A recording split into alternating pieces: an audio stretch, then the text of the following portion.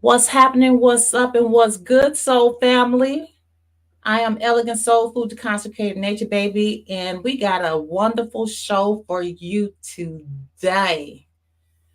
Grab you some fruit, grab you some water, grab you some tea, because we about to have a soul food session with the incomparable seven-time author, movie mogul in the making, Brandi Johnson. Her list of titles. Look, I lost my notes real quick.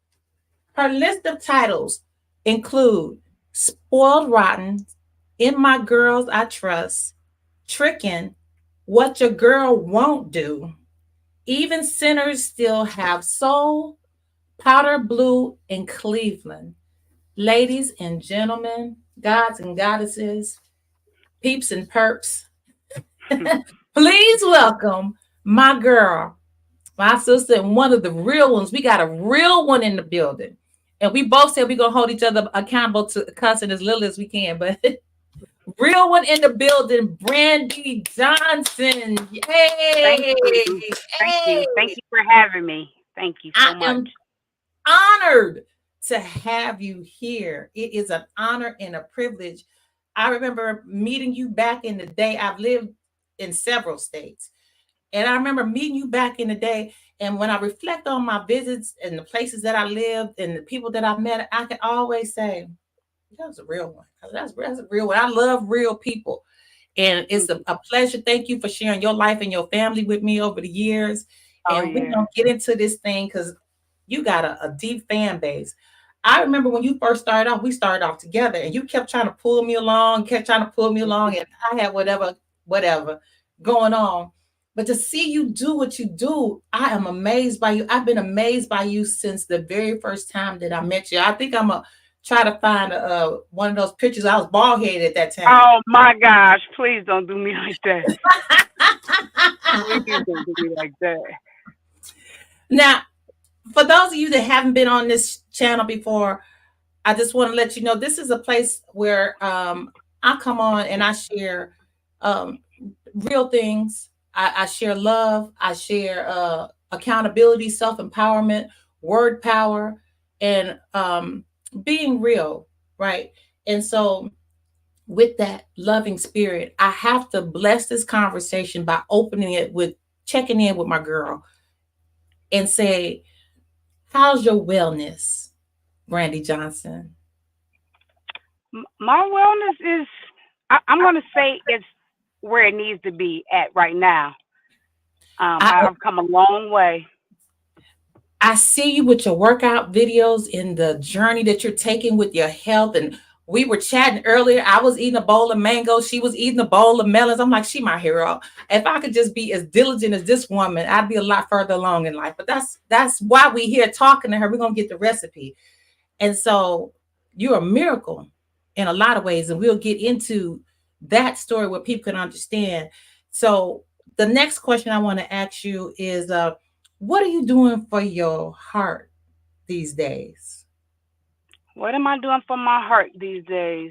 Mm, Besides therapy, just let me see. Sometimes you go through a season and that season requires you to be alone with no company so you can focus on yourself. And Mm, that's what I'm going through right now. As I was telling you earlier, as I go through this journey of grief that I've been going through for the last 2 years, I've lost a lot of people. And you'll hear me throughout this entire interview mention my sister. She's my sister. She's my best friend, but she's my sister, Nikki, because she has been on that. Nikki. She has been on that journey with me every step of the way. But also, I, I have to put her to the side. A lot of times and focus on myself. And we're so tight. She's okay with that. If she doesn't hear from me for 2 or 3 days, she knows that I'm going through some stuff. And she doesn't bother me, she doesn't blow up my phone, and vice versa. I give her the same respect because we all go through stuff. But if it gets to like a week, she either blowing down on me or I'm blowing down on her. So I love that. I love that with every fiber of my being because that what you just explained has been some of the process I've tried to explain to people in my tribe. And I try to make them understand I have to be selfish. If we were on an airplane, they would tell me to save myself before I even save my baby. And my instinct is gonna make me go for my baby. But if I can't breathe, we both gonna perish. So Right. I love that you got that loving understanding with your village, man. That's so Yeah. important. So Yeah. important. What are the I don't know how you want to start with this because I really want to kind of build up to the movie thing. So I just have to kind of want to start at the beginning. At what point should someone call themselves a writer? I know you said like it was a hobby and you just did it one day. I think Nikki was instrumental in you actually getting it off the ground Very as much. well. So at what point do you think someone should call themselves a writer? Well, everybody has a story to tell, but everybody does not know how to tell it. So anybody can be a writer. You can write a paragraph. You're a writer. You're considered a writer. Now, my thought process is being a writer and being an author is two different things. Now, see, sister, I'm an author. You know, Yes. I'm Yes. an author. You know, because I'm blessed to have six and a half, which even sinners still have soul. That's a short story that I wrote. Mm-hmm. Um, under my belt. So yeah, I am considered an author, but anybody can consider themselves a writer. Word and respect. And I just want to say I got a blue candle burning. So powder blue, our favorite color. Our favorite color. What do the words writer's block mean to you? Gosh, you know, writer's block. I'll go. Writing for a publishing company. They give you a deadline. And they'd be like, they'll give you like 6 months. Girl, it always take me like a year, about a year and a half to write a book because once I get writer's block, there's nothing I can do. There's nothing anyone can say to me that'll make me, I have to be in the mood to write. I could be laying in the bed and something hit me and I'll jump up and be like, oh, that sounds good. Or, and I'll write it, I'll write it down or I'll, type it out or whatever, so writer's block that's the worst. I think writer's block is worse than having a toothache. Oh Lord. Now that you said something there because I called a toothache second to My labor bad, things. Now girl. I would like to kind of twist this up a little bit because when you said that you get I'm still here. okay, the screen is kind of frozen. Yeah, I'm still here. Okay, wait a minute. I'm gonna have to pull you back in. Hold on, sis. Hold on.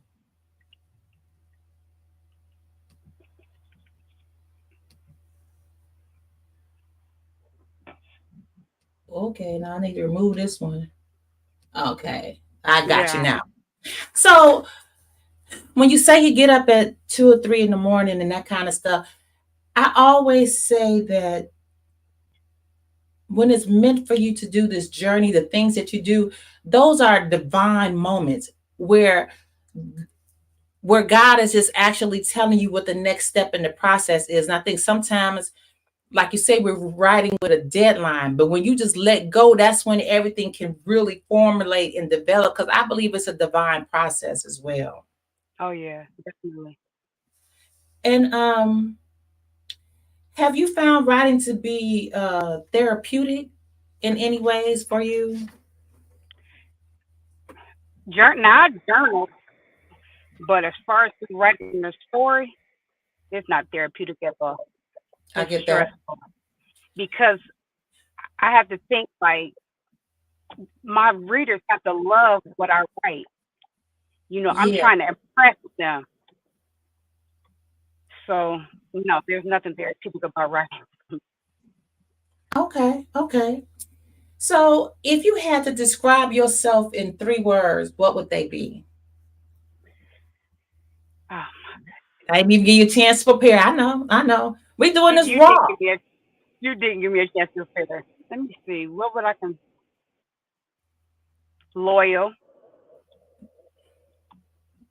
loyal, and damn loyal. Okay. Okay, Kendrick Lamar. Loyalty, Yes. loyalty, loyalty. That's significant though. It's significant. Yes. Okay, of the books that you've written, do you have a favorite? I can honestly say for those of you that may watch this video later on that haven't read in her books, I'm a I can be a slow reader or I get distracted because it's like a thousand things I need to be doing. I pick up a Brandi Johnson book and I don't put it down unless I'm knocked out. And when I get up, I'm finishing it. But I literally have not taken more than 2 or 3 days to read her book. I appreciate that. Two, two. I'm usually just like, all right, I'm more than halfway in the first night. So, of the characters, do you have any favorites? I do. I do have a favorite character. Um, First, let me answer your question. My favorite book is Tricking, but my favorite character is Black out of Powder Blue. Ah, I actually fell in love with that character when I was writing. So, okay. And is this character Black based on a true life story, or he just happened to be a medley of if we could build a nigga, excuse my language, if we could build a man. if you could build a man, it would be Black. It would be. Say it take like four to make a whole one. So Yeah. It tricking, would be Black. tricking. I looked a little bit and did a little research. I used Goodreads. A lot of the information that I used to see on you that was in Essence magazine and stuff like that, I just didn't have the time to pull all that stuff together. So I just used the one on Goodreads. And it almost has a 5 point rating. And so many people came in and said stuff. I actually like pulled some of the quotes from some of the people. I'm gonna find those, but while I'm looking for that, how seriously or how does it play into who you are as an author, the feedback that you get from the people that read your books? It all depends what they saying because I've read some reviews and was ready to pull out the boxing glove, and then I read some reviews that I'd be like, wow. So it all depends. Yeah, my background is in academia, and I've had mixed reviews like that too, where 50% of the people be like, "This bitch is dumb," and then the other people be like, "I'm learning that in grad school right now." I'm just like, "Wait a minute, does this make sense or doesn't it?"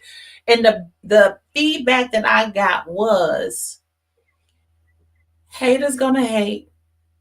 People that want to grow, want to learn something, they're gonna be there, but life has taught me that we need those people that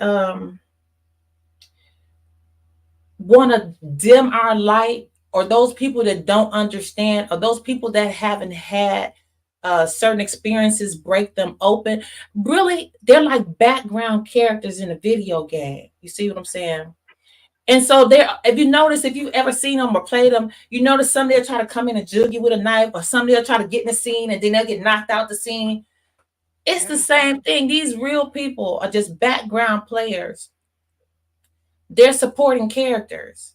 They're somebody that you pass by in a coffee shop, but they trying to get a seat at the table. And it's their job, and they do their job well. In Christianity, they would say, the devil's busy and he's good at his job. Same thing. I think those people keep us honest. And I think those people also help us realize that we must be doing something good, because you see me and you took your time to say something. So Yeah. whatever it is, what Prince say, I don't care what you say, long as you're talking about me. Exactly. Exactly. Long as you're talking about me. That's a good way to So look at it. walk me through going from your first book up until your seventh book and then coming with the movie. 'Cause you Well, said you're consider gonna do that. it a long time ago. You said you was gonna write a movie, and everything you say you're gonna do, it happens. Yeah. Well, I signed my first book deal in 2007, and the story is crazy because I never even wanted to be an author. I never even liked to write, but I was in a relationship at the time that I know I didn't have no business being there. Mm, It wasn't physically abusive, but it was emotionally and mentally draining. mm, So what I would do when I got off work was I would start writing this story, and I would lose myself in this story. And then I would take it to work and let my coworkers. And at the time, I was working at the prison. I was letting the inmates read it, and then they'll be like, "Well, what's gonna happen next Tuesday?" And I'm like, "Don't worry about it. I'm gonna go home and write some more." So I go home and I write some more, and then I take it back to work a few days later, and then I just kept going and kept going and kept going until I was finished with it. So I got an offer from Joy, Joy, and mm-hmm. that's a different story within itself because God has really been working with me through this literary journey. Mm-hmm. Because how I became a published author is just Meant to I don't be. it's Meant to crazy be. because Meant to be. I met her husband at Walmart looking for some computer paper. And he was like, my girlfriend, she was his girlfriend at the time, was like, she used this. And I said, oh, okay, thank you. And then I rented a washer from somebody, for somebody. And then they, you know how black folks do, they stopped paying on it. So they was coming for me. So he was like, if you pay for that washer or get the person to pay for that washer, I'll take the first four chapters of the book to my girlfriend. And I was thinking to myself, like, these were my exact thoughts. This nigga trying to run game. But, he did. I went ahead and paid for it. I said, what can I lose? I think it was like $90. I paid for the washer. And then he was like, let me get the first four chapters of your book. He took them to Joy. And I was like, they playing games because can't remember how long it took her to reach out to me. And she had emailed me. I never forget. I had on a white shirt, some blue jeans that was too small, and some house shoes when I got that email. And she had asked me, was I interested in getting a literary agent? And I was thinking to myself, like, this woman playing games because I don't want to write. But I told her, I said yes. And then, hey, we've been on a journey together ever since 2007. I see God all up and through that because Yeah.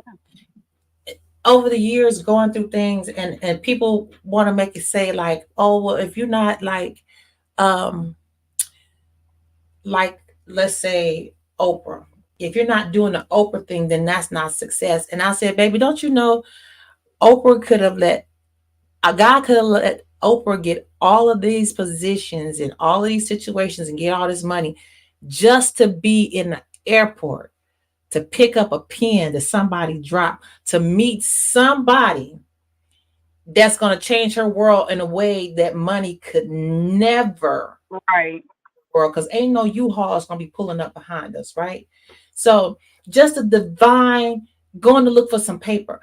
What we call a coincidence, or it was odd, or it was strange, or it was funny, it was divine because God already could see your movie. He saw it. I didn't see it, but he saw it. Yes, because you couldn't even do these things if they wasn't even in you. If you just, it was there. Like you said, you had some distractions going on. Where dude that you was at the time, he was distracting you. All that stuff was already there, just waiting to come out. And God was just like, come on, make this stop. Go here. Yeah. But what's funny is after I had finished my book, somebody had broken into my house and stole my computer. And back then, I didn't know anything about saving it on like it was a floppy disk at the time. I didn't know anything about that. So I had to start the whole process over of writing that entire book. But I can say it turned out better the second time. So Now, I see God in that as well. I swear I see God, because I've had a professor do that to me. He would just be like, my dear, you could do better. My dear, you would do better. And he would just, I'm like, dude, give me the thing and quit playing with me. I need to get. And he was like, he would just put his pipe in his mouth like, you talk like you want to. Take it back. I see the divine in that where God was just like, level up, because I see your movie coming. Your movie coming. That is amazing. Woo. And the fact to life to see what you made of, because an average woman, a basic woman, would have been like, damn, I was gonna write a book, but my computer got stolen, and they just would have moved on with their life. yeah. They wouldn't have And did that shit twice. The shit's not easy. It's not easy. It's a lot. And you got to remember this part. Like you say, you will get up, you on page 200. You'll get up and go back to something you wrote on page 4 or 74 that needs to be tweaked or mesmerized. But you yeah, so intimate with it that you can do that. It's a divine process. very much so. So And that's from why I always say, sorry, I always say the difference between being a writer and an author. yes, yes. So you was out there like Easy E, your equipment, Easy E, was it Easy or DJ Quick? DJ Quick, you out there like DJ Quick, your equipment got stolen. So you had to go get another computer. Yeah, I did. I did. And I rewrote that book with a purpose. Yes, Mhm. yes. Yeah. And from that book made the Essence bestseller list, your first book. Did he? It did. I'm asked. Let me tell you, I'm gonna keep it all the way honest with you. All I did was wrote the book and was like, "What's next?" I never really cared to see if it made it to Essence bestsellers list. I just didn't care because in my heart, in my mind, I wasn't an author. This was just something that I was doing. You know, they always say God blesses, He'll give you a blessing and you have to use it or you'll lose it. So that's what I was doing, using it. Mm, mm. I remember, because I remember conversations. I was living in Ohio at the time, and we was on this author circuit thing. So we were other authors or writers and authors. I would say hobbyists. It I was forgot. one in particular that was a hobbyist, and I was just trying to figure out how she got in the mix. I'm not the type to I don't bother nobody, and I can get along with anybody. But her spirit wasn't right, and I did not like her, and I saw her like gravitating towards you because I believe she wanted to ride your coattail. But I just pulled myself out the equation because when you mess with a timid, quiet, I don't know if I'm timid, but if you mess with a quiet person and you set a quiet person off, I'm not trying to go to jail. I'm just Yeah, not. And I had to pull myself up out of it. I'm not gonna mention that person's name on here. I ain't gonna give them that type of life. But that's how I knew, because of the comments that were being made. They wanted the number one spot, but they wasn't willing to put in the work to get to that spot. They just wanted to, not even crabs in a barrel, just toxic, just fucking toxic. This just was toxic about it. And that's probably why they haven't had the success that they wanted, because they wasn't willing to put in the work. And I just think their heart was in a bad place. And it just seems like they had a hole in their soul, and instead of trying to work on that, it was just like, I'm just gonna tear down and burn down everything around me because I'm on fire too. Yeah. I think me and Nikki had this conversation earlier. Oh yeah, we might be talking about, okay, but we gonna keep going. So Keep it from going. Bull Riding came In My Girls I Trust in 2010. So how do we get to the second leg of this journey? Oh wow. Y- You know, I don't even know where that story came from. I really don't. I just sat down at the computer one day because I know Joy told me that I had to give Urban a second book, so I just started writing, Oh, and my story came to life. I mean, okay. even though a lot of stuff that I used in there is based on people's lives, so for y'all, for those of you who are watching this, don't tell me your business because it will end up in the book. For real. I even had a girl wanting to fight me because I used her scenario in that book. So yeah. Well, the thing is, I'm sure there's a lot of people that shared that story. And I'm sure you probably heard it when we was doing the tours or what book tours or whatever. A lot of people could relate to that because they've been through it or know somebody that been through it. And what you throwing hands for? But first of all, she must not know you really can fight. And second of all, she must not know you ain't never scared. And third of all, she must just really wanted some attention. Like, wait a minute, give me credit for it or something. I don't know what she wanted. I really don't. But I gave her what she wanted. Silence. Hmm. That's the best way to handle it. Yeah. Best way to handle it. Now, this is around the time that you and Nikki left the jail, right? It was around this time, Yeah, 2010, 2010. 2012. I knew it. See, I remember. I Mm-hmm. remember. And so this leads us to Tricking, your favorite. Walk me through why this book resonates with you, why it sticks with you like it does to this day, how Rakia Jackson and her girls, or Shayna and Kiana, do whatever to feel their $1 million dreams. That was me. I wanted I wanted to say that dream. Hey, I was living vicariously through my characters. For real. I mean, everything they were doing in that book, except tricking. I didn't want to trick. But shopping and wearing the newest clothes and shoes. I wanted all that. I mean, I had it all, but I was just living through them.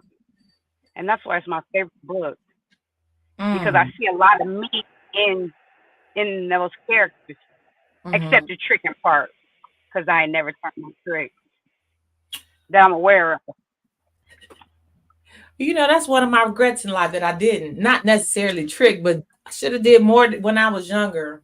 Anyway. It ain't, it ain't too late. Okay. So, how would you describe the research that you have done for your work? You say some of them they just were divinely given to you, some they were kind of pieces of different things. Everybody writes what they observe. Everybody writes what's familiar to them. So how did research and character development start to change? Because at this point you're 3 books in. you know how do you recall how things started to kind of come towards shaping your characters as you matured as a writer and an author, as an I don't author? know. That's right, an author. I don't know if you noticed or not, but when I first start a book, I don't have no name. I don't do any research. I just sit down and just start writing. I always pray first, like God lead me. I make Hmm. up names as I go, and the name has to feel right in my spirit Mm, in order for me to use it. Because if Mm-hmm. you look at some of the names that I use, some of them are like nobody would name their kids that. But I will say a lot of my characters' names are named after like some of my friends. Like I got a Nikki, I got a Sierra, got a Rakia, a Keandra. Now I know those people in real Okay. life. So Okay. Okay. That's what's up. So, what your girl won't do? I can I see be your honest shoe about that book? collection. You got a to-die shoe collection in this story. And I got one. Let me be honest about what your girl won't do. That is a story that I threw together. I had to give Urban another book, and I threw that story together. I'm not even gonna lie. But it has like 4 out of 5 stars. So here's what I'm hearing. Miss Walking in Her Purpose. Your throw together is better than somebody's best effort. No disrespect to the other person. Again, Right? how did I head this up? You operating in your calling. Yeah. I, Wow. I I did not expect you to hear you say that. I did not. yeah. That book was something like, okay, Brandi, you got to get these people this book. Sit down, and you make up a bunch of shit. If it go together. If it don't, it don't. But I'm gonna say this: Nikki made sure it went Hmm. together. So, Yes. Yes. Yes. and I think that's my shortest book. So that's why you can tell that it was thrown together. Okay. It did well. It did well. And here's the other thing. I always look at books. My son said I'm a book hoarder, but I like my books whether I get to read them in this lifetime or not. I plan to. And I used to always say I'd be in the dollar store and I see Barack or Michelle's book, and I was like, everybody book make it to the dollar store. Your books are still selling for damn near as much as they was or more than when you first published them. Brandi, don't you know that that's commendable? It That is is. amazing. It is. I agree. I agree.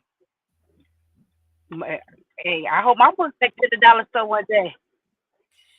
Man, they still going at a damn near full price. I Yeah, mean, they are. titles that you wrote in 2010, so some of them are selling at more. Like I just look at like thrift books and stuff like that. Your book are like $30, $40 in places where they're known to be sold for, $5, $10 or something like that. That's Right. amazing. That just speaks to the quality of your work. And I just want you to know I'm proud of you. That Thank is that is no easy feat. I am proud of you. And then to hear you slap some shit together and it's still you. Slapped it still being together. so, it just lets you know that the imagination that you have has a lot of purpose. A lot of purpose. And the fact that so many people resonate with your work, it inspires people. That's a beautiful thing. Yeah, and you That's talk about my good. imagination. I gotta have an imagination, Yeah. and it comes out in my work. Yeah. That's beautiful. That's something that I struggle with as I get older and I've been kind of bogged down and whatever. That's something that I actually like pray and meditate on. I'm just like, I gotta keep my imagination. I think that's what keeps you connected to the multi universe. I think that uh, is tapping into the God power of your gifts or whatever. And I get concerned if I can't close my eyes and just imagine something and paint a picture. Like even if I say, "Oh, the first time I went to Bahamas, I want to close my eyes and recreate that scene and go through it mentally and paint that picture." If I start trying to do that and I can't do it, I get concerned. I be like, "Do I need some medicine?" Need some medicine. Your imagination is important. I believe it's important to your youth, your vitality, as well as your divine connection. Right. Yeah, I agree. Um, what was the hardest scene to write in regards to either your book or movie? And is I'm building up to Powder Blue by going through. So I'm kind of teasing with it, but at the same time trying to build up to it because I can't wait to talk about that part. But with either the movie or the book, what was the hardest scene to write? Uh, for me, the hardest scenes to write are the sex scenes because you as an author know that you have to become each and every character. You have to feel what they feel. You know, you have to think like they think. So here I am sitting at this laptop, imagining this man kissing me and what I'm doing to him. And then I'm sitting here thinking like, I got kids running around the house. I had to come back to that later. So my sex scenes are like the hardest thing for me to write. Yeah, yeah. I feel you. I actually in the novel I did not have a sex scene, and that was like the last thing I did. I just went through and I was just like, well, where are you gonna put it at? And then I was just like, okay. Lil Kim played into that. But I had to do it like late at night, like you said, having kids. I had to do it late at night. And then I'm Yeah. thinking about Little Kim lyrics and all that kind Yeah. of stuff. I'm just like, Hmm. you know, have you ever had somebody call you out and tell you shouldn't have put that in a book? Like it really was true or something? I've had that a lot of times. A lot of times I've had. Why would you write about rape? Or why would you write about molestation? I write about real life problems. I mean, if it's bothering you, put down that book and find my next one. Yeah. So, Yeah, yeah, yeah. But you know, that's some real shit. And I feel that same way. A lot of times people don't want to have these difficult conversations and they don't want to feel the rawness. They want to victim blame. I'm not saying that this they want to do one of these things, not all of these things, but different people, different strokes. They'll find themselves too embarrassed to talk about it. They want to pretend like it didn't happen. They want to pretend like they are not the person that did it or lived it. And sometimes your mind will protect you from things. And so when you stumble or face with that, it's something that you're reading. It's like, oh, it took me off guard. You're making them come out their comfort zone and look at shit because it's true. yeah, It's true and it's hard. yeah, It's true and it's hard, and we have to work through it. And just like that character worked through it, didn't let that break them. yeah. I just, I think that when people try to tell me that I can put certain things in my book, I don't have a problem with us collaborating, and you let me know what you want me to write. Yeah, write your own book, but that's another people take themselves way too seriously. It's social media and these online platforms give people a lot of courage, a lot of courage that they wouldn't do to your face just because they know it's not polite. It's just not Right. polite. But again, that lets you know that they seen you, and that's validation as well. Yes, it is. That's validation. So, what was the most fun to write? All my murder scenes. Those are, I know I sound crazy, but those are my all-time favorite scenes to write. Okay. Especially when it's like a main character or a character that somebody loves. Ooh, I love killing them off. So, Okay. Okay. Okay. okay So, then. what's your kryptonite as a writer? Just, What, just won't do. what I won't do? And before you answer that, for our guests that are alive, if you have questions, please feel free to throw them in the chat, and we'll try to get to your questions at some time throughout this interview. Thank you, Brandi. Sorry for that. Oh, that's okay. So your What I crypto, want, yeah. I think I've touched on dang near everything in my stories. So I don't think there's anything that I wouldn't do. Hmm. You know, I talk about homosexuality, like I said before, rape. I speak about everything in my stories because I like to have my story be close to real life as possible. Even though it's not my life, it's somebody's life. So Hmm. it's not too much I won't write about.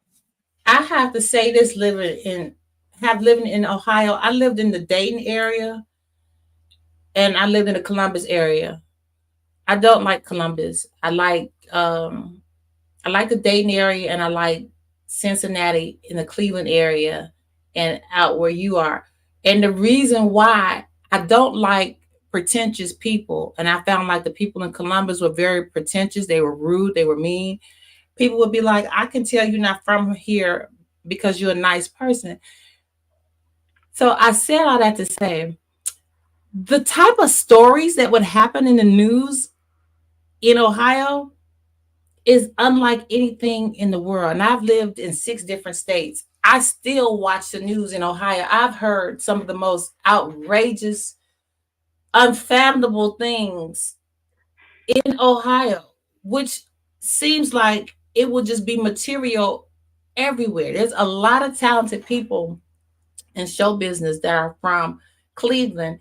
I mean, not Cleveland, just from Ohio, the state of Ohio, whether it's musical Right. artists, whether it's writers, whether it's actors, and everything in between, everything behind the scenes.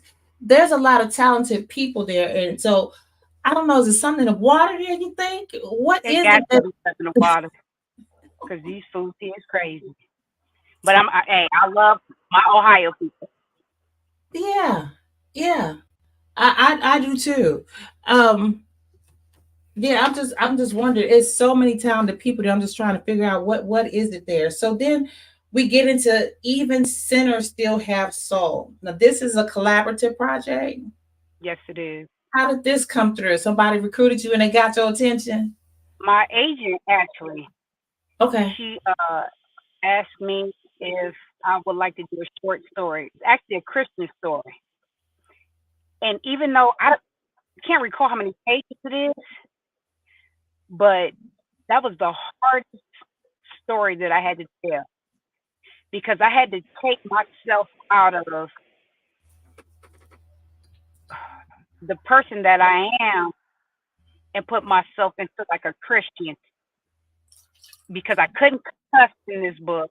I mean, in this story, I just had to become somebody that it was hard for me to be because I'm used to in my story, you know, ditch this or MF this or, and I couldn't do that in this Christmas story. But I got it done.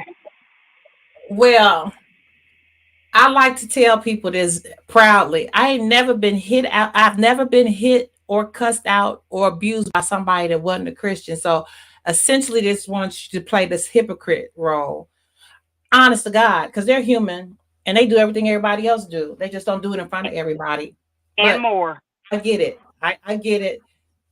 It's part of the it's part of the hypocrisy. When I was a Christian, I used to say that all the time. I'd be like, "Oh yeah, I'm a Christian. Yeah, I'm a hypocrite." And they're like, "Did you say you're a hypocrite?" I'm like, "Well, yeah, because I don't always practice what I preach, so I'm not gonna sit up and pretend like I don't." And I like doing what I do, and it's just who I am. And God don't love me no less, than He loves you. I'm just willing to be honest about who I am. Yeah, you don't have to fake it. Mm-mm. I ain't gonna do it. And the title of the work that you did there, was it Hayden's song? Aiden's song. You brought Oh, back memories. I promise I didn't even remember the name of it. hmm. Yeah, I had to do my research. I had to be ready. You lucky I didn't push this out to next week. I really would have had a whole bunch for you. But we did this kind of on short notice. You did. So You didn't give me no time to prepare. I couldn't talk to myself in the mirror. I couldn't call Nikki and be like, hey, this, that, and the other. You got this. You I got got this. this. I got this. So now we get to powder blue. Tell me about this and how did this become the one tricking? I thought at one point tricking was going to be the one that you were going to do the movie for. So how did we get to powder blue? Actually, Trickin' was the one I was going to do the movie to in 2014, but I let it fall by the wayside because it was hard for me to get like the radio stations to do my commercials because of the name, unless it was like late at night. You know, Mm, venues wouldn't want to pick it up because of the name. So I just let it fall by the wayside. I got lazy, I ain't gonna lie. I got off track. And someone gave me the idea to do Powder Blue, as my next movie. So I took the idea and I ran with it. So I was like, okay, we're gonna do Powder Blue. The name it doesn't have anything derogatory in it.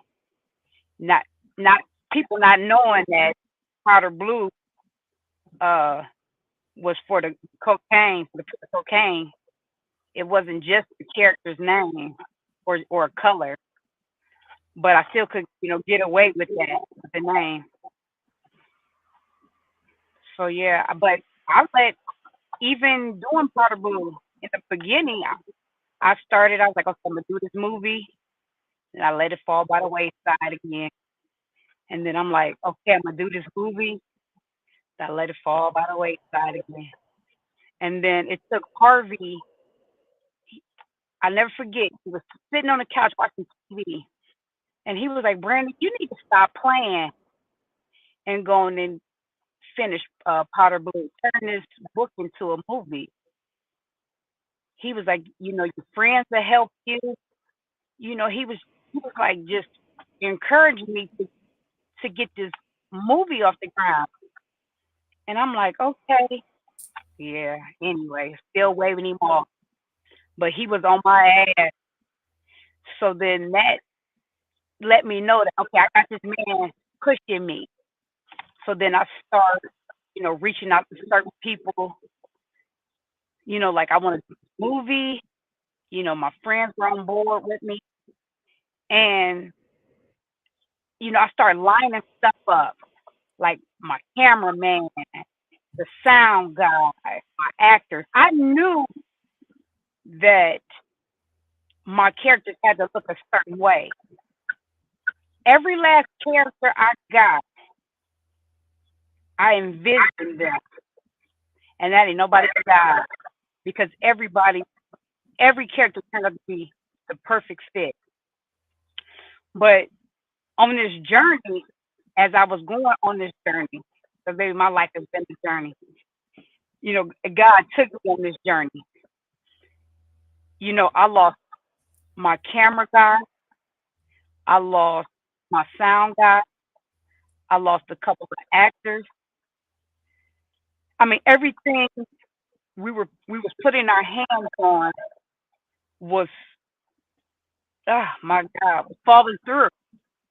It was like we find some people to help us, and then they'd be like, "No, we can't do that," or whatever, or it was like too expensive. It was just like every corner I turned, I bumped my head, and I was just like, "Okay, I'm about to keep pushing. I'm about to keep pushing. It is what it is." And then when I was like, "Okay, everything is falling into place," I got my characters that I want. We was having um uh casting reads. I'm like, okay, God, I see you working. God, he was working. Then he rocked my whole world, and that's when I lost heart. So yeah, just pause but 1 second because we're getting right where we need to be. The fact that Harvey calls you future yeah, because he saw his future, but he also saw your future. to come into your life, be the man that he is, and then, like you say, out the blue, but again, you got with a man of vision because you're a woman of vision. And so he gave you that push to be like, you need to quit playing and go and do that.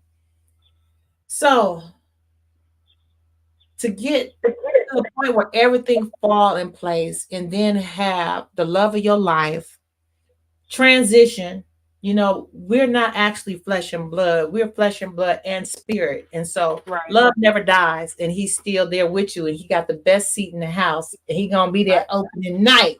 So Right. help us understand, if you didn't mind sharing, if you can. You say everything had fallen into place, and then it came to a point where Harvey transitioned. And that's when I shut down. I shut down, and I was like, I don't want to do this movie. I just want to grieve. I want the world to leave me alone. I hated the world and everybody in it, including myself. I just wanted to. I actually wanted to just die, and I I was transparent about my situation with you earlier. I didn't see anything to live for. But then, like I was telling you, I looked down at that little girl.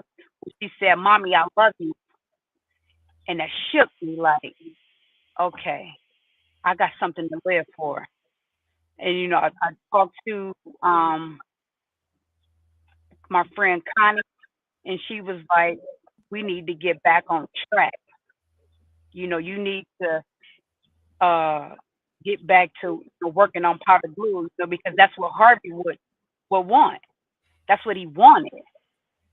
So then, baby, I hit the ground running, but I was still on the journey because that's when I start losing like that's when I lost my camera guy and my sound guy and stuff like that.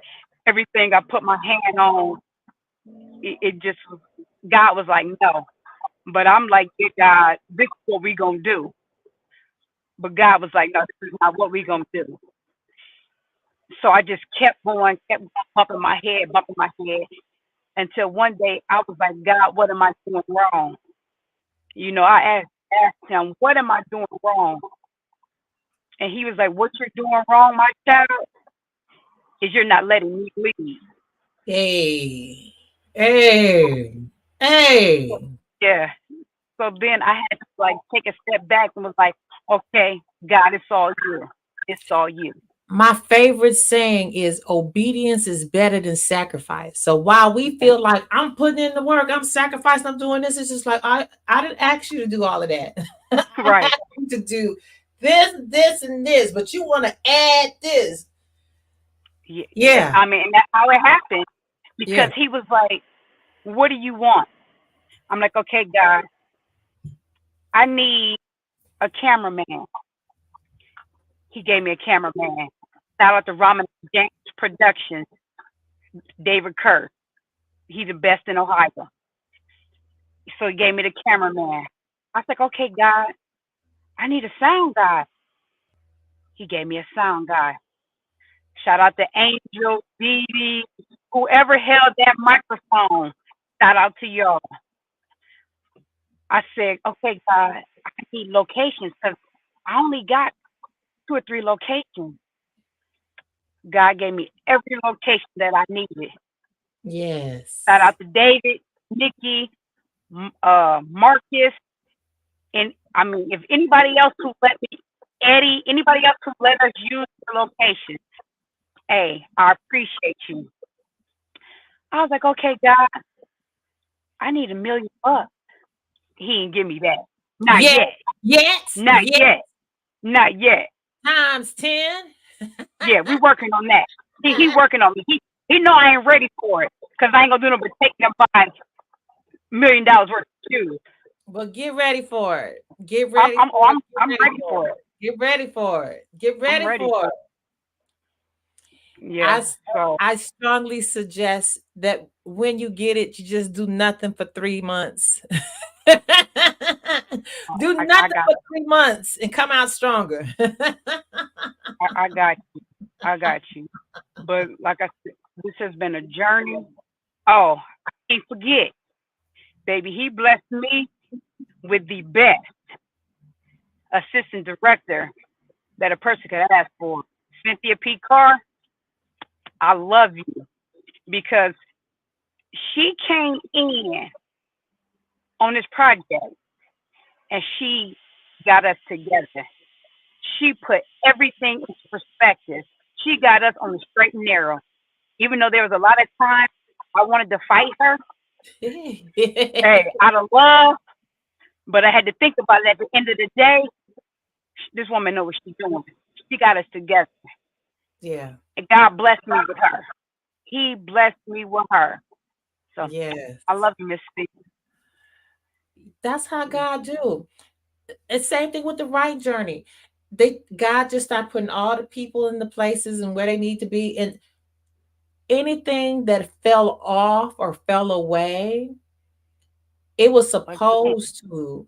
It was every time I got to a point where it was happening, and I would just say, instead of just talking about it, I'd just say, God, thank you for the exposure. I thank you for showing that person's spirit to me. Thank you for showing that person's heart to me. Thank you for showing me that that person was violating my psychological safety and that this person really meant me no good. I heard something yesterday or day before yesterday. I was having a conversation. We were supposed to be working, but we got off on a tangent talking. And this brother said to me, anybody that asks you for a hookup will leave you on the hook. Oh my God. That is the truth. I took my mind back to being a teenager and in my 20s and 30s. I said, but damn, ain't that the truth? It's show the truth. So I noticed that when I started seeing people that always want a hookup, I'm just like, man, they will always have some of the most worst things to say about people. They're unkind. You know, they stab people in the back and then smile in their face. And I'm like, wow. And that person's always trying to look for a hookup. I'm just like, I got it. Yeah. I got it. Hey, that's how people are.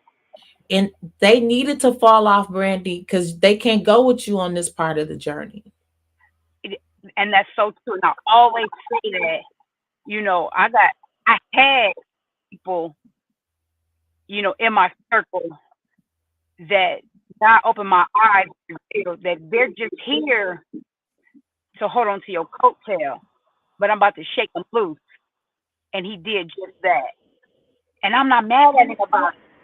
And there's no love lost between me and these people. I just have to focus and become selfish. I have to focus on me. And there will be a lot more people, you know, falling to the wayside. And guess what? I'm okay with that too. Because the people that are meant to be in my life will stay in my life. Um, And any young ladies and gentlemen that are watching this live or that will come and watch this video in the future, when you start finding people exposing themselves and showing you who they really are, quit Please. giving these people chances. Let they ass go and wish them well. But quit holding on to people. I had it bad. I would just be like, I just want to see how far they gonna go. I just want to see how dirty they are. And it was just like, what's wrong with you? The hell you gonna let somebody drag your ass to pieces just to see how dirty they are? They showed you they dirty, leave them alone. But I'm just Yeah. like, no, but I believe that they're a good person, and I don't know, they just going through something, and it was just like, well, look, don't come crying when they finish trying to, totally character assassinate or take your money or whatever. Don't come crying. Let that shit roll off your back like the water on a duck because you could have got off this ride A before long you time ago. got in the gate. Yeah. You didn't even have to go in the gate. You should have put them out a long time ago, but you ain't nobody's savior. And that's what I had to. You're nobody's savior. You can't make somebody see things the way you see things. All you can do is lead them people along and wish them well. Don't wish nobody no harm and no Oh, ill I will. don't. Just I leave them don't. alone. And that's what I've been doing. Baby, I learned by me being in therapy, I learned the true definition of boundaries.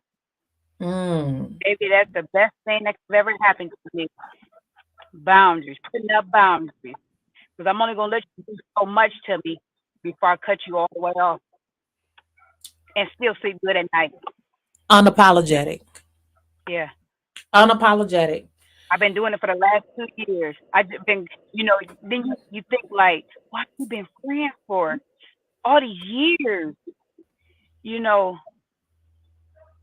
and then they'll some dirty shit to you or say some dirty shit about you, and then they think you don't know, and then when you slowly cut them off, they calling you or texting you trying to check your temperature to see, are we still cool, or can I still hang on to you for something?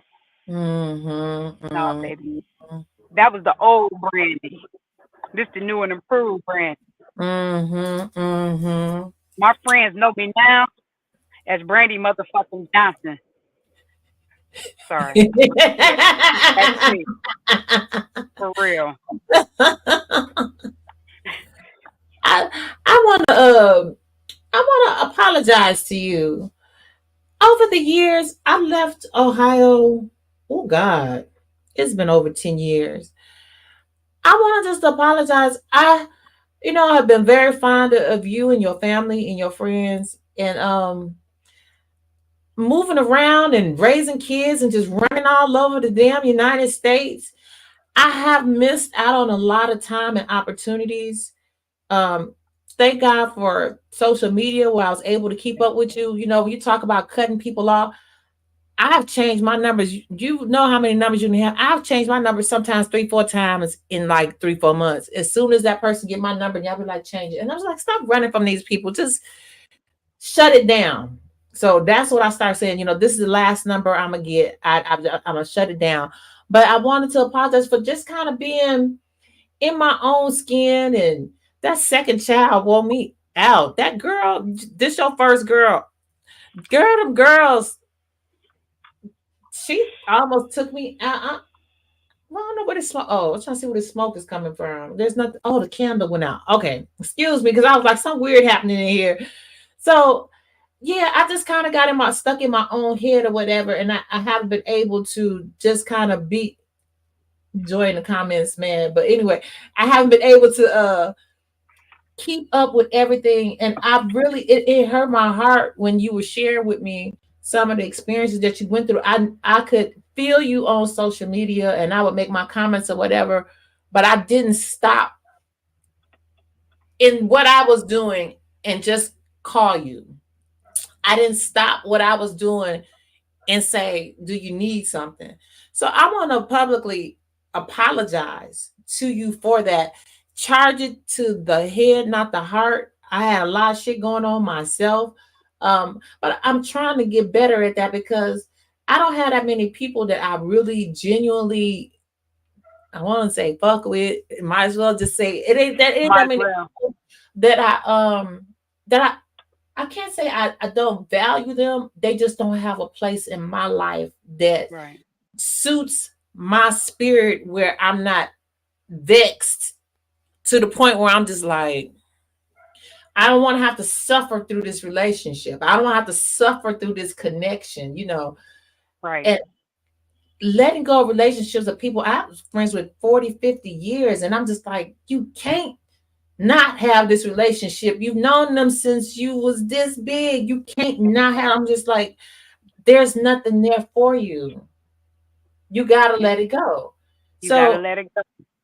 I'm very happy to hear that you got therapy, and May is mental um wellness month, and everybody go through something, and everybody needs somebody sometime. Ain't no exception to the rule.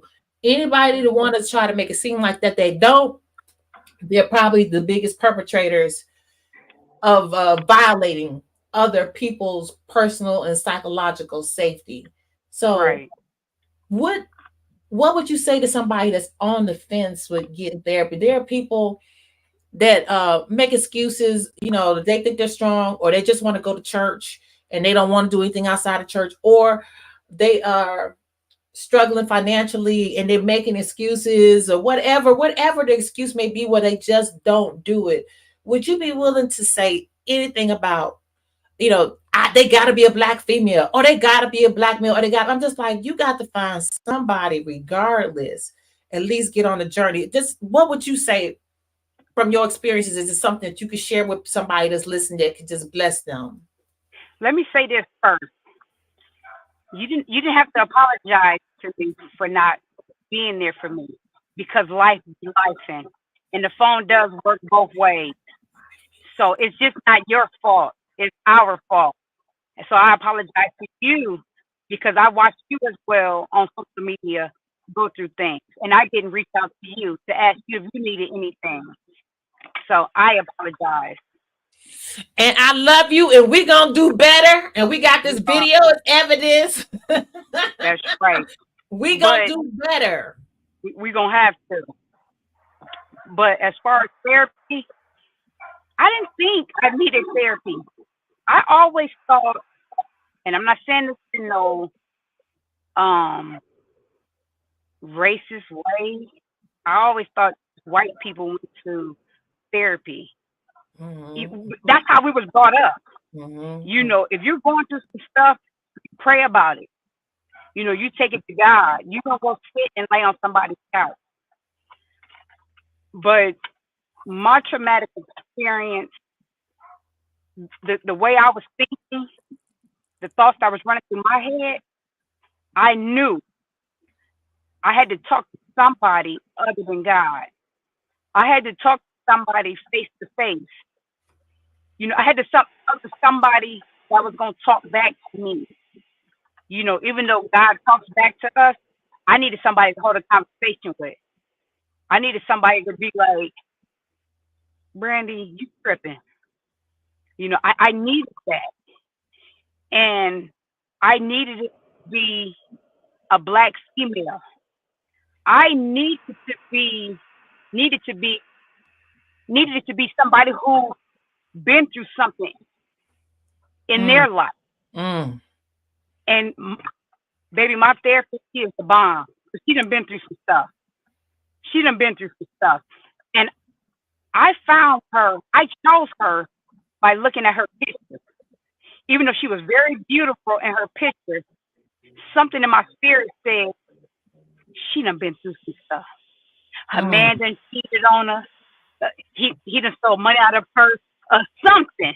She just done been through some real life Real, situations, some real. real stuff. And they tried to give me another lady. I said, I don't want her. I need her. And Mm. baby, me and her been rocking 2 years strong. I go to therapy weekly.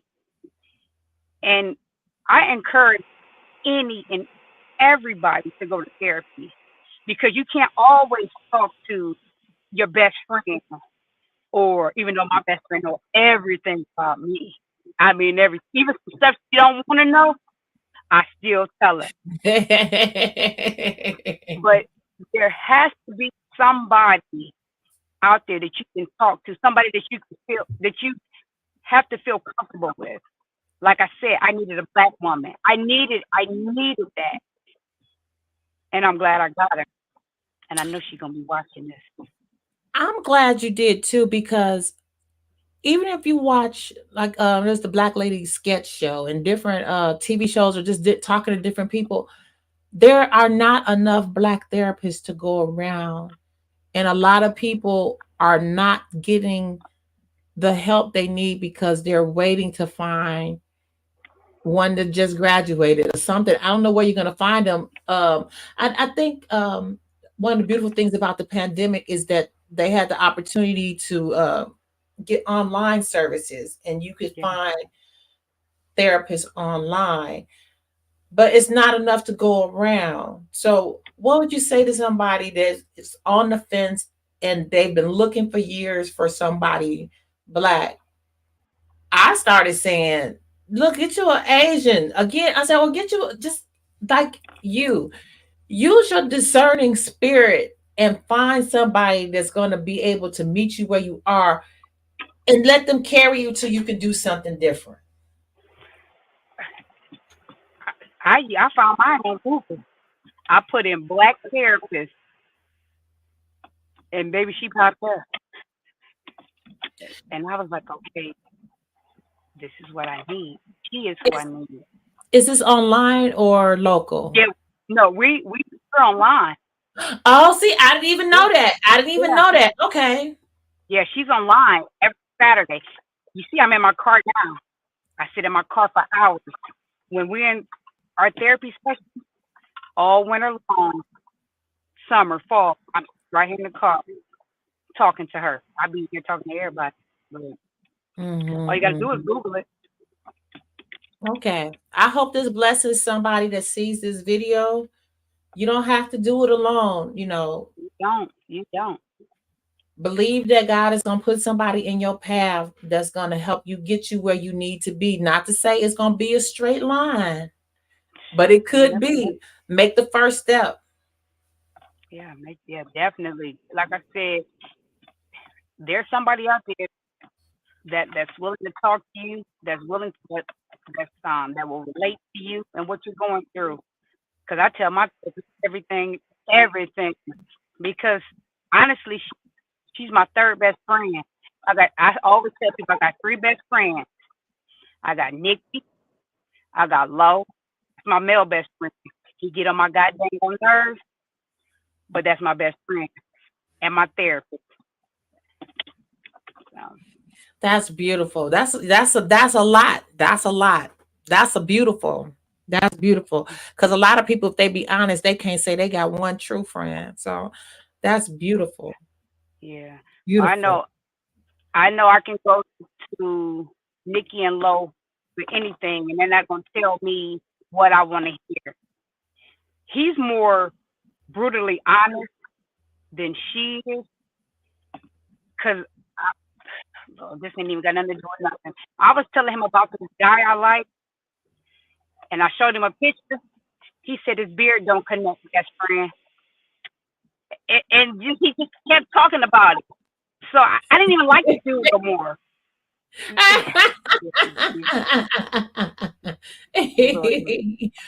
Well, to Lowe's point, dude, attention to detail is off, so he ain't gonna do right. He ain't gonna do right. Yeah. Now I'm still single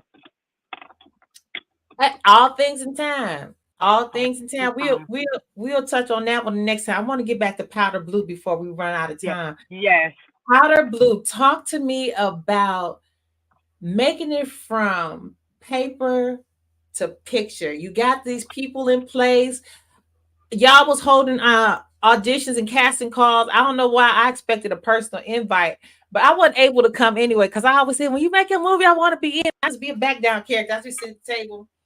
But when you do tricking, I'll be ready. I'll be ready I when you got do audition for tricking. But I'll be I, ready. I'll I be got ready. You do the audition for tricking, I'm gonna run myself on down to Ohio. I'm on my way. I got I got you. So talk to us about getting it off the ground. You got the right people in place, you got the right producers and that kind of stuff. You got the right camera and sound people getting it off there. The characters are just like you had envisioned, and Yes. you just like, go, God, go. Talk Yes. to me about the table readings and just how things just really materialize.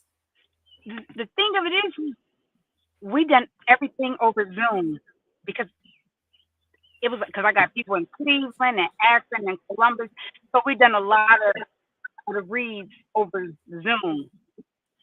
But then we had like one in person meeting, and I think that was it. And then everybody they would get together. Well, I would ask them to get together so they could read. A lot of them would follow up with it, but I'm one person in particular. It was hard for. No, I'm gonna say two. It was kind of hard for them to show up when I needed them to show up. Mm-hmm. But when it was time to film, they done their damn thing. Yes. it was like they were really reading on their own. They were disciplined to a certain extent. Mm-hmm, mm-hmm, mm-hmm. But when it was time for those cameras to roll, I mean, every day wasn't peaches and cream because David, the cameraman, he lost his shit at least 3 or 4 times a day. When he got an attitude, I had attitude. I kept an attitude. I ain't gonna lie, I kept an attitude. But it was a fun process. But after the first day of shooting, I think we started like at 6 a.m. and I didn't get home till like 11:30 at night. And I remember praying on my way home. I was like, Mm. God, I don't want to do this. There won't be a day two. I can't do this. I was like, I got kids, you know, I don't want to do it. It's taking up too much of my time. So yeah, after the first day, I quit mentally. Ah, But yeah, I was back on set day two. By day two, I was ready to work. yeah. And then as weeks went on, I'm like, okay, I'm ready for this. Even though there was a lot of hiccups and hangups, you know, we had people not showing up when they were supposed to, the day they were supposed to film. Miss Cynthia, all she did was rearrange the scheduling, and we was back on track. Like I said, big props to her because she kept everything on track. Because baby, if it was left up to me and only me, we probably would still be on day three. For real. Well, I think this is a perfect time for me to tell people that don't know. Brandy spoiled. I So know. some of that comes from Brandy being spoiled. Yeah, I am. It's hard being spoiled and growing up. Yeah, I'm a 50-year-old spoiled brat. I am. My beloved friend that just passed. We just had her funeral last Saturday. She was spoiled. That was something we had in common. I'm like, spoiled girl, we understand each other. I'm just gonna let you have your tantrum, just watch you go and just be like, you better now. Because I You would still throw a a little tantrum in a heart. bit.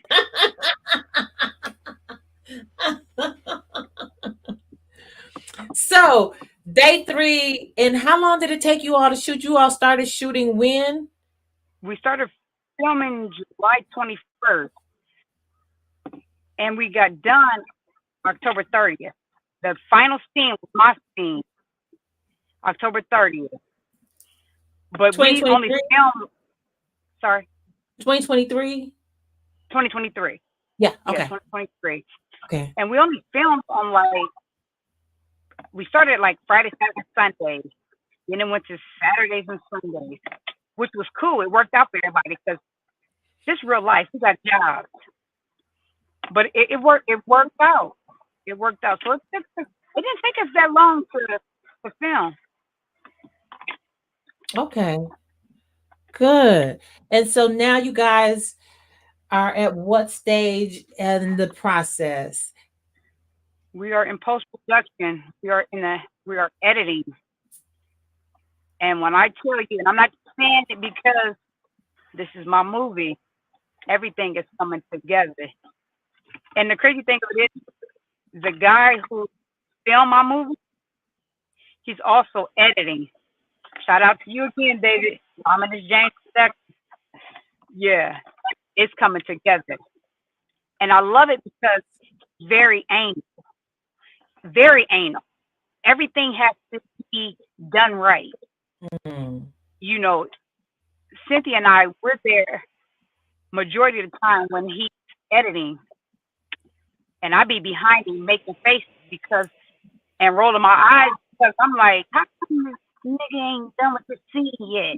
It looked good to me. But then he'd be like, oh no, I caught something. And then it could be the biggest thing. And I'm sitting back there like, how didn't I see that?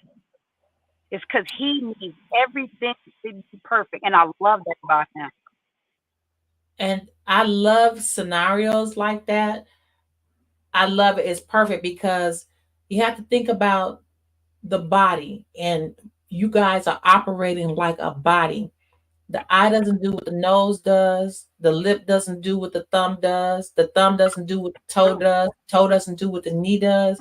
But baby, when y'all come together, y'all get your line dancing, you get Yes, whatever going, and y'all got this groove. And that's what it takes. yes. That's That's what it what it takes. takes. Definitely. That's what it takes. And he is doing this damn thing. I cannot take it away from him. He doesn't get enough credit. That's why I'm giving you all your credit, David. Yes. Yeah. Yeah, everybody got some light under the sun. It's gonna happen. So Oh you yeah. guys are in post production, and we are gonna see a release happening in 2024. You think? Yeah, 2024. Okay. 2024. Okay. Yeah. I'm hoping around late August, sometime in September. Okay. I'm gonna be there. I'm gonna be there. I'm gonna get in my who ride, and I'm gonna roll up. I'm gonna be there early, Oh early and yeah. on time, ready. Cause I am so excited, and I just love to celebrate you. I mean, Okay.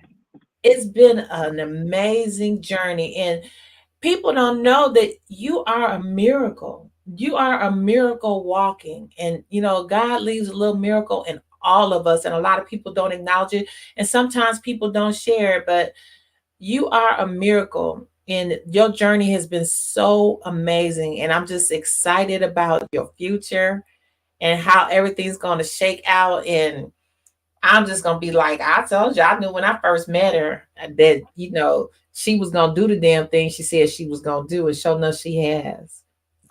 Yeah, yeah. I wasn't gonna stop until I did. Yes, yes, yes, yes. So, if you could be any character in your favorite book, who would you be? I would be Rakia. Would be Rakia. And Rakia is in Chicken. Freaking. Yeah. Okay. All right. So, is there anything else you'd like to share with us? Oh yeah. I cannot leave this interview without giving a shout out to my other executive producer, and that's my brother Dan, because Nan has had my back for years, for years. Sorry, bruh. Charge it, charge it to my head. I'm getting old. I'm 50 now, I'm and I going through. also got to. Sorry. Please go ahead. I don't want you to think I'm Uh, not listening. I'm scrolling through the comments to see if there are any questions. Please continue. oh, Sorry. I also got to give a shout out to my cat, because y'all done y'all damn thing. Because when y'all see this movie, y'all gonna think I had some real live actors and actresses, because they done their damn thing. I mean, all of them. Yes. Yes, yes, yes. Question. Will there be um a powder blue part two? Why or why not? We was talking about it. I don't want to write. I don't want to write another book. So, but if Powder Blue two come out, it'll be in the movie form. It won't be in the book form. How does your family feel about the subject matters in your books? Oh Lord, my mom be like, "Where did you learn this stuff from?" But baby, wait till this movie come out. Are you gonna That's make all I'm Mama gonna say. Jackson nervous? Nervous, ain't the nerve. Mm. Ooh, let me. That's my purse. How was the casting process? How was it? Oh, wait a I have to minute. say, uh, Oh shoot! I figured out how to do something, girl. That no, can you see it? that is my that's my sister direct right there. All Sister P right. Carr. Hi. Yes. So, how was Oh, the how was it? casting process for Powder Blue? Was it difficult or pleasant? And which actor or actress made the biggest impact on you with their acting skills? Um, the the casting process was it wasn't hard because everybody in my movie is like we're either cool or they're related to somebody I know. It was just like I know somebody who can play that role, and they send me a picture, and I'm like, okay, we're gonna have them. We're gonna have them read for the part. It was either a yay or nay. So yeah, that and I knew from 2014 who who Black was gonna be in my book because Black was the same person who was gonna play Brick in Tricking. So yeah, I Oh, kept him in my wow. mind the whole time. Oh, wow. And what else did That you is have? awesome. Were Who the made the biggest impact? who made the biggest? I didn't hear you. Say that again, please. No, didn't she ask me who made the biggest impact? What character? Yes, yes. I can't stand her. Um, all, I'm like I said before, all my characters done their damn thing. They all surprised me. I mean, because we got one character who changed his whole accent. He became a Trinidadian, and he killed it. He killed it. Oh, You can. oh, My oh. son used to say, "Where is he from? Is he from Jamaica?" I mean, no, that nigga from Cleveland. But the No. way he changed his accent, he killed it. I'm just Blue, even Sierra, Nikki. I mean, everybody. I can't just pick one person because they all killed Committed. it. They committed. They Yeah, they done their damn thing. that is awesome. Well, I'm excited. I'm so excited, and I invite um, other authors as well as other cast members or people that played a hand in the production. You know, as time goes on, the door is open. I would love for this to be a venue where they could come on and we could chop it up. And know this, it's quiet now because everybody's waiting, waiting for that release. It's quiet now, but it's gonna go wild. It's gonna go wild. And I just feel like it's just gonna be bigger than what you thought it was going to be or what you expected it to be. I And believe you're it. gonna be surprised. You're gonna be surprised at the who gets the attention of who you get with this is what I'm trying to say. It's gonna be people that you get attention from that you didn't expect it. It's gonna blindside you where you expected it, but then when it actually happened, it's just gonna blow you. I It's gonna blow received you. that. Hmm. Yeah, this is exciting. Thank you. So as we get ready to close, I want to know: do you mind if I pull some goddess energy around you in this situation? I don't mind at all. I'm gonna pull two cards, one from my goddess deck, and while I'm shuffling, um, your character in the movie. Is there anything you could tell us without being a spoiler? My character, Mhm. I played Black White, Kiori. Ah, okay, okay. And ooh, your card fell.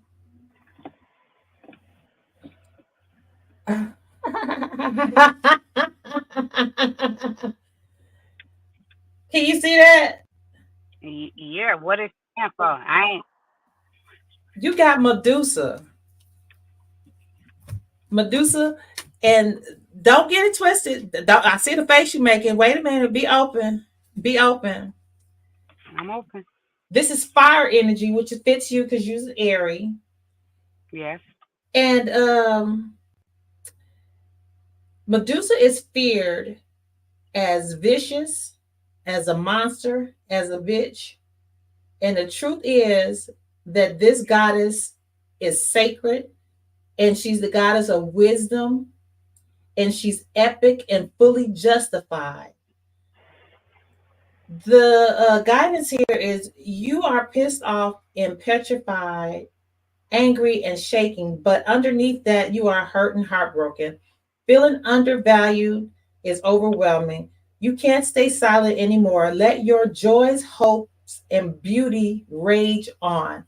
Take a breath, close your eyes, put both hands over your stomach. Tune into the part of you that feels out of control, flooded with loving, healing light, golden light. Now put both hands over your heart and do the same. You have the right to your full range of emotions, including anger. Sacred rage inspires us to run for office, lead protests, and shift policies. But unhealthy rage can devour your soul. Get clear on what's really happening. Allow yourself to feel your feelings and see the truth. Just because you feel threatened does not mean you're being threatened. And your goddess declaration is I have the right to feel my feelings. Amen. Okay. And while I'm shuffling for this next one, I just want to know what are you doing for your soul? What am I doing for my soul? Yeah. What am I doing for my soul? Besides praying, I'm just saying to myself, The card that came out while you were saying that is do the work. It's not enough to dream or pray. You also got to take positive action steps that you've been doing divinely guided to take, that you are being divinely guided to take. Consistently work on your priorities, and that will make them flourish like a lush flower garden. So that's the energy around Brandy in this reading, this elegant soul food session that we had today. So as I close, if this is your first time here, or if you've enjoyed this interview with the acclaimed Brandy Johnson, can you do me and Brandy a favor? Tell somebody about this interview, but don't stop there. If you enjoyed this soul food session, go be somebody's angel unaware. Go bless somebody and don't tell nobody. Give God the receipt and let God, Spirit, and Divine keep the score. That's all I ask that you do. Brandy, did you have any closing comments you wanted to make? no, no, thank you so much for having me. Oh, And be looking girl. out for Be looking out for what? powder blue. Absolutely. Powder Blue coming soon in 2024. Yes, Goddess. Yes, yes, yes, God. Yes, God. I am very excited. And thank you again for being available. Thank you for sharing your story. Thank you for trusting me with your interview. And I'm looking forward to seeing you in the flesh in 2024. It's been too long. And you want to say a little bit about your fitness? You be going hard in the paint. I'm trying to lose 30 pounds before I see you. 30 pounds, that's easy. Push away from the table. I'm I'm I'm doing good with that. I'm telling you, my fat cells is bullies. My fat cells be like, bitch, I said cheese. Bitch, I said hamburger. I'm just like, no, take this down. Yeah, it's a mindset. It's a mindset. If you're not mentally prepared to lose weight, you ain't gonna lose it. You got to get I your mind right first.